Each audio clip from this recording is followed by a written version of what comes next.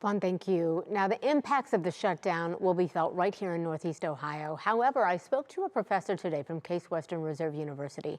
He says while some things will continue as is, a timeline for what will change isn't always clear. We probably wouldn't see things immediately like first thing tomorrow morning, right?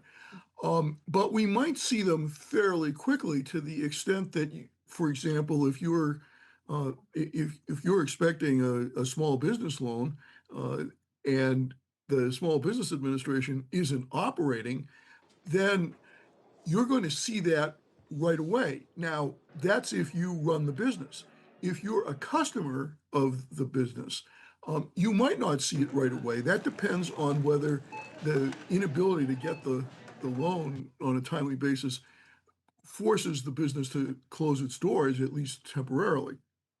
Um, but again, the idea that we have to worry about whether the government is functioning, I mean, is ought to be profoundly disturbing to people, whether we are immediately affected by it or not. I mean, if you're getting your Social Security check on time, which you will be doing, that doesn't mean that everything is fine.